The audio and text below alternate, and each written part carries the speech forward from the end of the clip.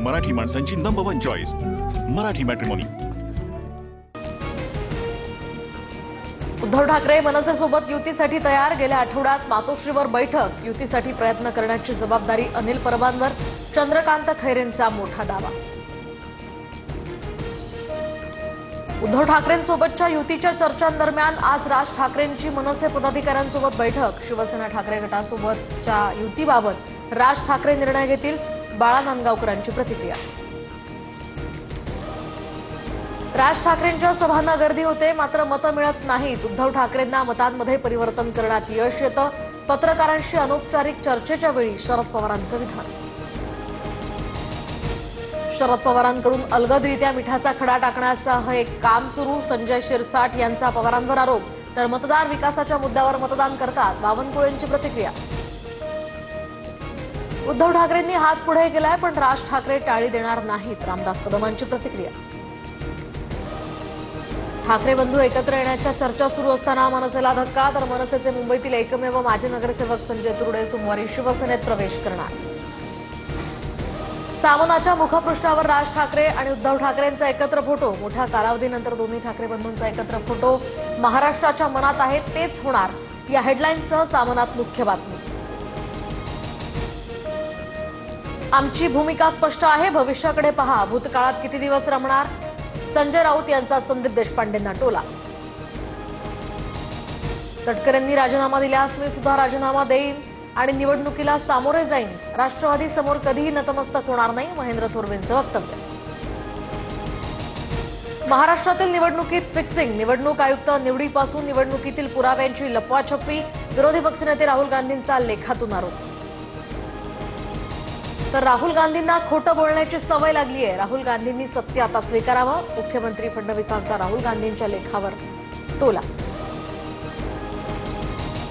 महाराष्ट्रातील निवडणुकांसंदर्भातचा प्रश्न हा राहुल गांधींनी आंतरराष्ट्रीय पातळीवर नेला। निष्पक्ष निवडणूक होत नसल्यानं देशाची सर्वत्र बदनामी। संजय राऊतांची टीका। माझी भूमिका 2 ते 4 दिवसात स्पष्ट होईल। हकालपट्टीचा निर्णय एकतर्फी झालेला दिसतोय, बडगुजर यांची टीका।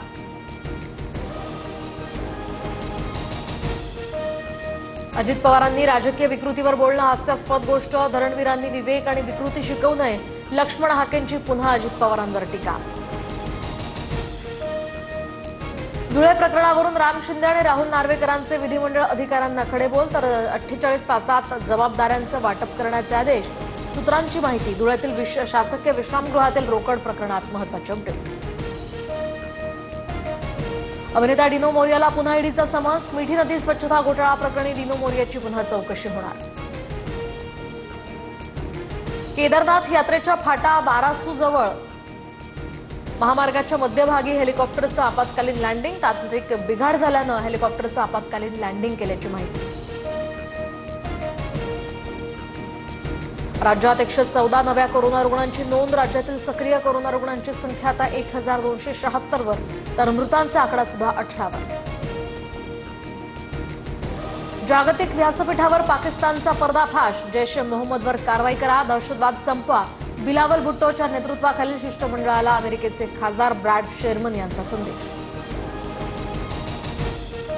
उद्या मध्य हार्बर आणि ट्रान्स हार्बर रेल्वे मार्गावर मेगा ब्लॉक। मध्य रेल्वेवर विद्याविहार आणि ठाणे, तसंच हार्बर मार्गावर पनवेल ते वाशी, तर ट्रान्स हार्बर मार्गावर पनवेल ते ठाणे दरम्यान ब्लॉक। ट्रम्प सोबतच्या वादानंतर एलॉन मस्क यांच्याकडून राजकीय मैदानात उतरण्याचे संकेत। एक्सवर जनतेचा कौल घेत द अमेरिका पार्टी या नावाचा मस्क यांच्या पोस्टमध्ये उल्लेख।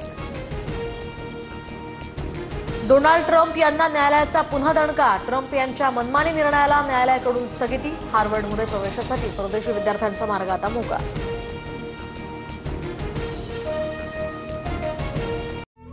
मराठी माणसांची नंबर 1 चॉईस मराठी मॅट्रिमोनी।